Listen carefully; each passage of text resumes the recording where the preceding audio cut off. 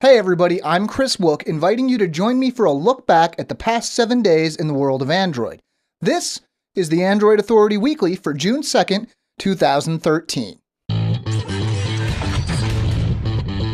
There were a few things officially announced this week that we all knew were coming, and one of those was the white Nexus 4. We've been hearing about it since November, but now it's actually in the wild and available in the Play Store. Surprise, surprise! It's exactly the same as the black Nexus 4 when it comes to the specs and build. It's just, well, white. On AndroidAuthority.com, a commenter named William wondered why there was so much discussion about a new coat of paint for a fairly old phone.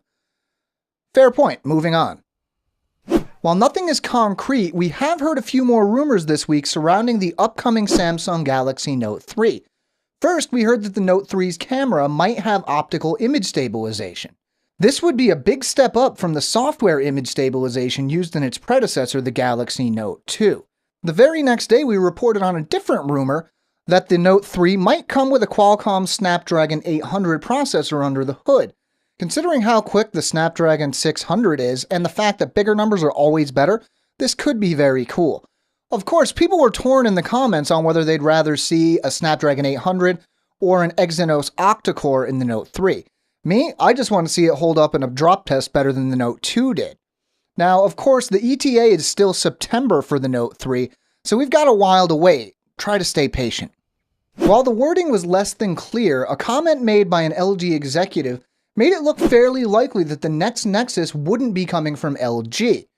Now, a later comment from LG indicated that they aren't currently working on a Nexus 5, but they wouldn't necessarily turn the opportunity down. Okay, seems clear enough. Except that later in the week, we heard a rumor that Larry Page himself had seen a prototype for a new Nexus from, you guessed it, LG. Now, all these stories and rumors led to a lot of discussion about who we'd all rather see make the next Nexus. Who would you prefer? I'm thinking HP? It seems that we've been talking about the X phone for quite a while now, with no real details on it, so it was a bit of a surprise when Motorola confirmed both its existence and its name, the Moto X, at the D11 conference. Motorola's Dennis Woodside even went so far as to say that he had it in his pocket but couldn't show it to anyone. Really? Come on. Then, just because Motorola went on to show off some really interesting things like digital tattoos and a slightly scary pill that turns you into your own password. Okay. Supposedly, the Moto X is coming out this summer and should be fairly cheap. That's cool, but you're still not forgiven for that whole pocket thing, Dennis. Do you like the look of the Samsung Galaxy S4, but wish it was smaller and performed more like an S2? Really? Somebody said yes? Well, good for you, because that's what the upcoming Samsung Galaxy S4 Mini is shaping up to be. Okay, it should be smaller and faster and lighter, and it does have a larger battery and more RAM. And look-wise, it's got that S4 style, if you're into that kind of thing. Basically, it looks like it's going to be a solid, stylish mid-range phone, because I guess Samsung doesn't have enough of those already. Google continues to update its core suite of apps, and this week, it was Gmail that saw the overhaul. Both the Android app and the web app now have automatic sorting options and an updated look that puts them more in line with Google+, Google Now, and the new Hangouts. Color coding is also included now, though it's much more noticeable in the Android app than the web version.